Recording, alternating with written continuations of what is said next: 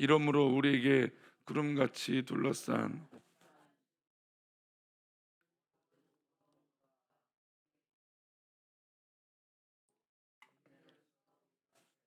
당한 경주를 하며. 아멘. 기도하겠습니다. 하나님, 오늘도 귀한 날, 귀한 하루를 살아갈 때 하나님 은혜 가운데 살아가게 하여 주시고, 내 평생 소원 이것뿐, 주의 일을 하다가 정말 하나님 기쁘심에 부르심에 쓰임 받는 우리 모두가 되도록 인도하여 주옵소서. 이 시간 말씀을 나눌 때 하나님 귀한 하루를 붙들어 주시고 우리 성도들의 기도를 붙잡아 주옵소서. 귀한 예물을 드리오니 하나님 1000번대로 기도의 제단을 쌓으며 또 범사에 감사하여 드려지는 예물을 기뻐 받아 주옵시고 우리의 기도를 들어 주옵소서. 함께하여 주실 것을 믿사오며 거룩하신 예수 그리스도 이름으로 기도 올리옵나이다. 아멘.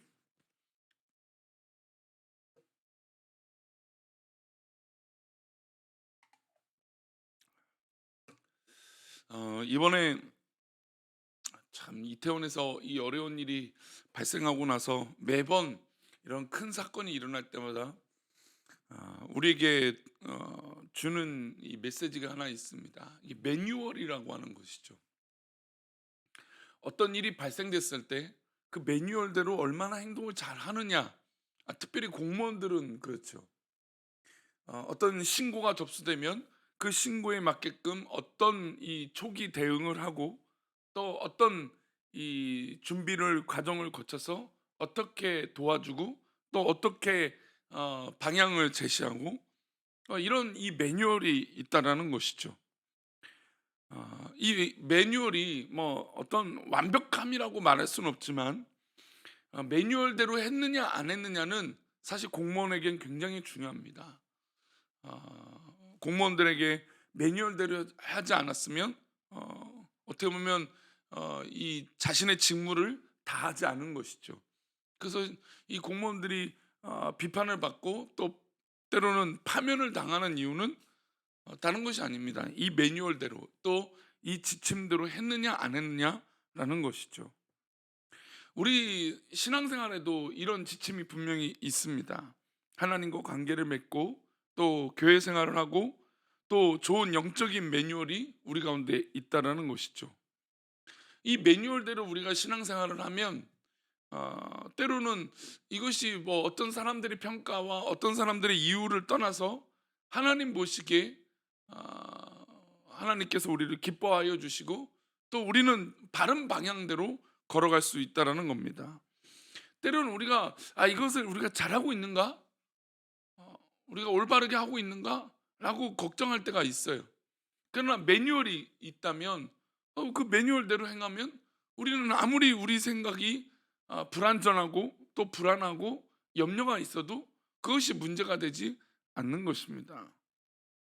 우리에게 매뉴얼은 무엇입니까? 말씀이죠. 하나님 주신 귀한 말씀이 우리에게 매뉴얼이 됩니다. 그 매뉴얼대로 우리가 살아가면 사실 큰 문제가 없어요. 근데 우리가 왜 그 말씀대로 살아가지 못할까요? 우리의 인간적인 어떤 그런 판단과 또 인간적인 생각이 더 앞서기 때문이죠. 특별히 우리가 고난 앞에서 그런 판단이 들 때가 있어요. 고난이 있다면 고난이 있을 때 우리는 자꾸 하나님 말씀, 하나님 지침대로 우리가 살아가면 되는데 이 고난이 왔을 때 우리는 하나님 말씀대로 생각하지 않아요. 판단하지 않고 행동하지 않죠. 우리가 알고 있는 것, 또 우리가 바라는 대로 행동을 하기 마련입니다. 오늘 히브리서 12장은 이 당시 사실 이게 고난 당하고 있는 성도와 교회에게 주시는 영적인 매뉴얼이고 지침이에요. 그러니까 영적인 어려움 또 실제적인 어려움이 왔을 때 어떻게 이 고난 앞에서 우리가 준비하고 살아가야 될 것인가에 대한 이 메시지죠. 어떻게 우리에게 매뉴얼을 주고 계시는지 보겠습니다. 우리 1절 말씀입니다. 다시 보겠습니다. 이러므로 우리에게 구름같이 둘러싼 허다한 증인들이 있으니 모든 무거운 것과 얽매이기 쉬운 죄를 벗어버리고 인내로써 우리 앞에 당한 경주를 하며.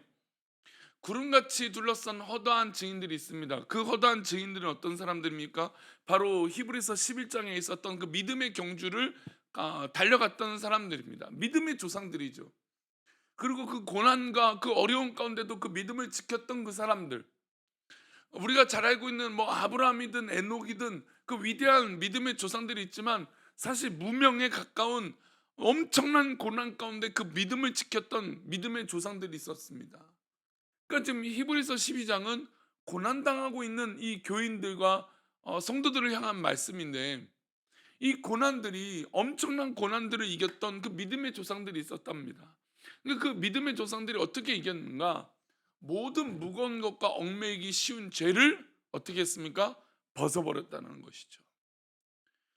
엄청난 고난과 어려움이 왔을 때 그들에게 가장 먼저 하나님 앞에 매달리고 기도했던 건 우리 가운데 있던 죄를 하나님 앞에 해결하기 원했다는 것이죠.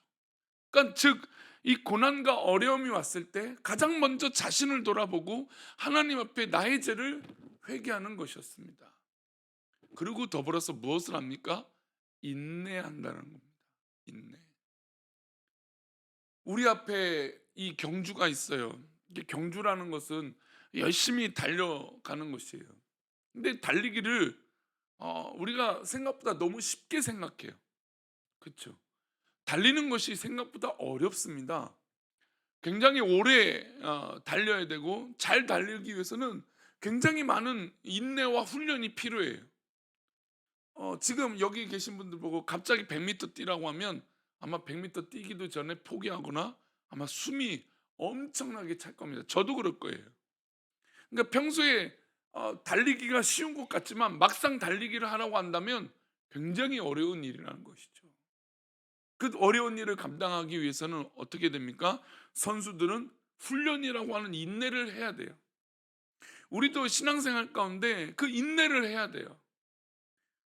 쉽게 포기하고 또 쉽게 이 모든 이 고난과 어려움들을 자신의 생각으로 쉽게 생각하면 큰 코 다친다는 것이죠.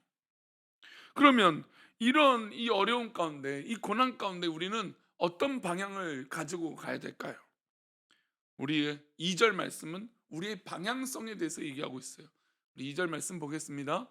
믿음의 주요 또 온전하게 하시는 이인 예수를 바라보자. 기쁨을 위하여 십자가를 참으사 부끄러움을 개의치 아니하시더니 하나님 보좌 우편에 앉으셨느니라. 믿음의 주요, 우리 주님이 대상이 있는데 그 주님은 믿음의 주라는 것이죠. 우리가 예수 그리스도를 바라보고 우리 예수 그리스도가 함께 살아가는데 이 예수 그리스도는 믿음 그 자체예요.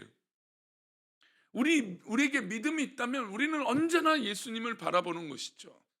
그 예수님이 우리를 어떻게 하십니까? 온전하게 하세요. 인내를 하고 어려운 일이 있고 고난당할 일이 있는 그 순간에 믿음의 주님을 바라보는 건 우리 주님이 온전하게 하신다는 것입니다. 그럼 어떻게 온전하게 하실까요? 우리 예수님은 십자가로 우리를 온전하게 하셨기 때문이에요. 십자가로 우리를 위해서 그의 삶을 완성하셨기 때문이에요.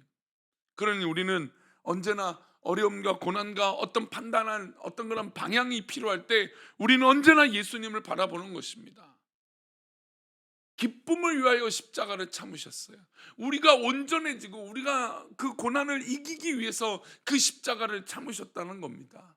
그리고 그 부끄러움을 조금도 개의치 아니하셨다는 것이죠. 우리가 인내할 때, 우리가 그 고난과 어려움이 있을 때 예수 그리스도가 그 방향이 되어져야 돼요. 우리는 언제든지 예수 그리스도로 그 문제를 풀어가야 되고, 그 예수 그리스도로 말미암아 그 방향을 제시되어야 되고, 우리 예수님으로 말미암아 우리의 갈 길과 우리의 나아갈 길이, 그리고 그 경주할 그 길이 바로 예수님이 목표가 되어져야 됩니다. 이 편지를 읽고 있는 히브리서 독자들이나 예수님이 이 땅에서 고생하신 것은 모든 우리 성도들에게 동일한 이유예요. 그러니까 지금 이 고난당하고 있는 이 히브리서를 읽고 있는 성도들이나 우리나 동일하는 거예요. 우리가 어려움이 있고 어떤 이 고난이 왔을 때 예수님을 바라보고 나아가는 것이죠. 예수님이 이 땅에 오셨을 때 로마가 정치 권력 꼭대기에 로마가 있었습니다. 그 아래에서 로마에 붙어 사는 사람들, 헤롯과 유대 종교 지도자들이 있었어요. 예수님은 그들의 권력을 비판했습니다. 하나님 나라의 복음을 선포하셨어요. 왜냐하면 그들에겐 기득권이 있었고 예수님은 걸림돌이 되었기 때문이에요. 그러니까 예수님을 십자가에 못 박으러 하는 이 말도 안 되는 재판을 모두 다 동의한 것은 자신들의 기득권이기 때문이에요. 주님은 십자가에 달려 돌아가셨지만 부활하셨습니다. 그리고 승천하셨습니다. 그리고 하나님 우편에 앉아 계십니다. 그럼 예수님조차도 그 십자가의 그 고난 가운데 결국 하나님의 보좌 앞으로 나아가신 것이죠. 우리도 우리의 방향이 늘 예수를 바라봐야 되는 이유는 우리가 이길 수 있고 이것을 지혜롭게 견딜 수 있는 건 우리의 능력과 힘은 한계가 있기 때문이에요. 결국 예수 그리스도의 십자가로 말미암아 우리는 당당하게 이기게 될 줄 믿습니다. 그런데 우리가 또 한 가지 고민할 것은 이렇게 살아가는데 마귀가 우리를 가만두냐 이것이죠. 사단이 우리를 가만둘까요? 그렇지 않죠. 우리를 언제나 넘어뜨리기 위해서 사단 마귀는 정말 조그만 틈만 보이면 그것을 비집고 들어가서 우리를 흔듭니다. 그때 우리는 예수님을 더욱더 바라보는 것이죠. 끊임없이 오는 유혹, 끊임없이 오는 시험, 끊임없이 오는 우리를 정말 넘어뜨리려고 하는 이 모든 이 사단의 참여함. 그래서 우리는 죄짓지 않도록 정말 열심히 준비해야 돼요. 우리 4절 말씀은 그래서 그 얘기를 합니다. 4절 말씀입니다. 함께 읽겠습니다. 너희가 죄와 싸우되 아직 피 흘리기까지는 대항하지 아니하고, 아직 우리는 피 흘리기까지는 대항하지 않고 있는 것이죠. 그러니까 왜 그러냐면 우리의 대상, 우리의 싸울 대상을 우리가 인식하지 못하기 때문이에요. 우리가 싸워야 할 대상은 저 사단 마귀예요. 우리가 이 고난을 이길 수 있는 힘은 예수 그리스도 십자가밖에 없습니다. 그 예수 그리스도의 십자가는 무엇입니까? 보혈 아닙니까? 보혈. 각종 시험으로 우리를 넘어뜨리게 하는 저 사단 앞에 우리는 주님의 그 보혈을 믿고 정말 그 죄와 싸우며 저 사단과 싸울 이 믿음의 자세가 우리 가운데 필요한 것입니다. 히브리서 기자가 말하는 것처럼 아직까지 너희는 피 흘리기까지 투쟁하지 아니하였으나 이제는 죄와 싸우고 저 사단과 싸워서 투쟁하라는 것입니다. 우리가 자꾸 엉뚱한 곳에 싸워요. 그러나 우리가 싸울 대상은 분명해요. 저 사단과 마귀라는 것이죠. 이 말씀은 우리에게 좋은 교훈입니다.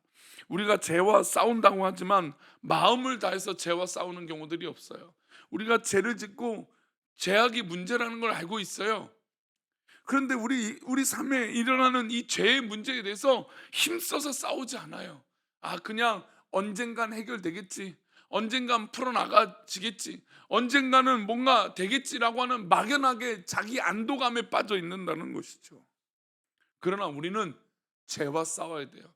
저 사단과 싸워야 돼요. 남이 대신해서 싸워줄 수 있을까요?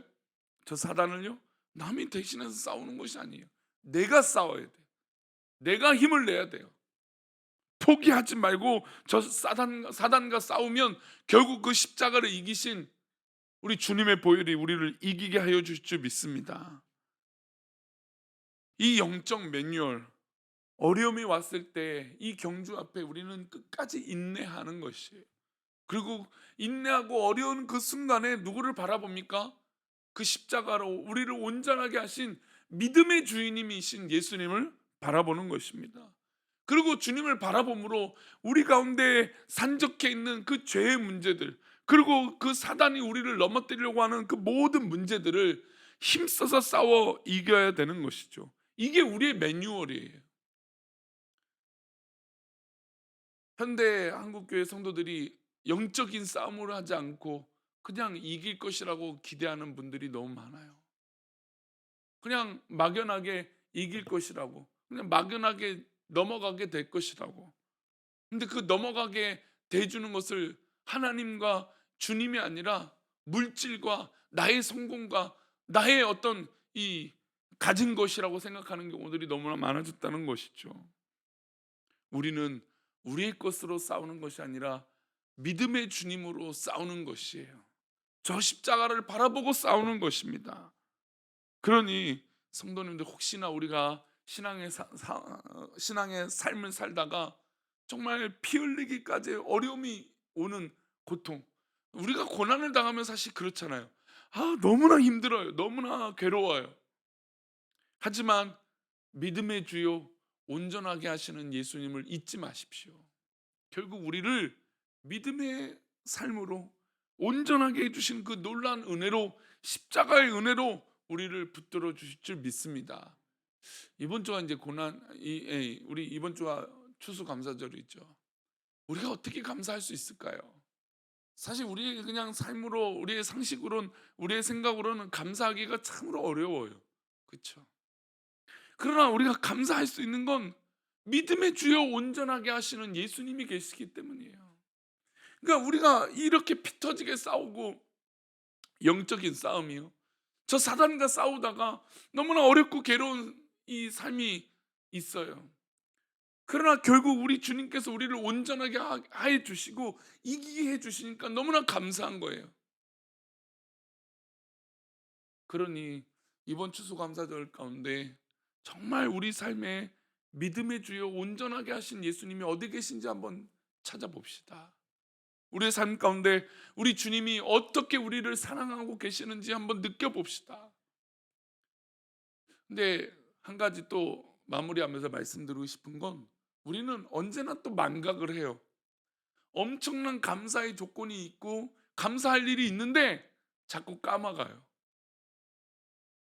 또 다른 고난이 오거나 또 다른 어려움이 오면 그것을 까먹어요. 하나님이 그렇게 우리를 사랑하시고 예수님이 그렇게 우리를 이기게 해주신 것을 또 까먹어요. 그러니 불안하죠. 그러니 또 감사하지 못한 것이에요. 이 새벽에 기도하는 믿음의 백성들에게 하나님이 우리를 사랑하시는 이 놀라운 사실이 계속해서 감사로 고백되어지기를 축복합니다. 정말로 하나님, 우리를 사랑하시는, 그래서 우리를 이기게 해주시는, 그래서 우리를 온전케 해주시는 그 십자가의 사랑을 우리에게 주셨는데, 우리가 이 사실을 잊지 말고, 불안해하지 말고, 염려 가운데 빠지지 말고 감사가 넘치는 그런 믿음의 하루가 되시기를 축원합니다. 기도하겠습니다. 하나님 아버지, 정말로 하나님 앞에 감사할 일밖에 없습니다. 그런데 우리가 자꾸 다른 곳을 바라보고 우리가 자꾸 망각합니다.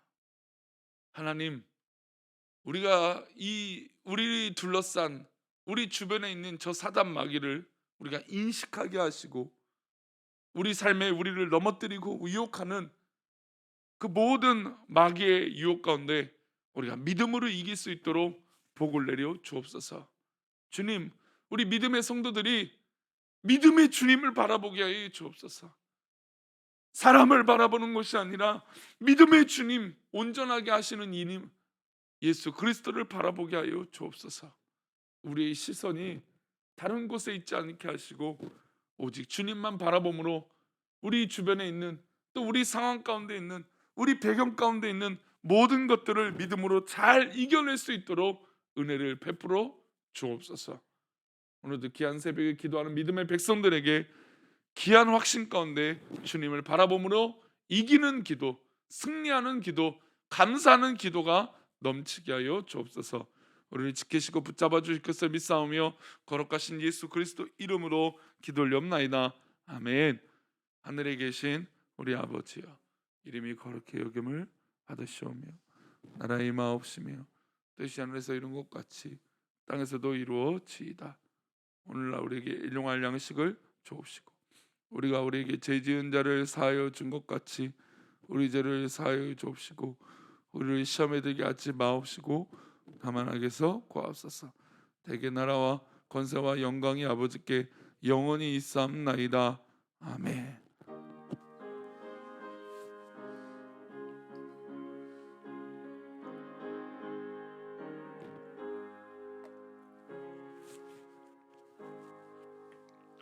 오늘도 이 새벽에 기도할 때 믿음의 주요 온전하게 하시는 예수님을 바라보심으로 감사의 기도, 기쁨의 기도, 승리의 기도, 하나님 원하시는 기도를 하시다가 돌아가시도록 하겠습니다. 함께 기도하겠습니다.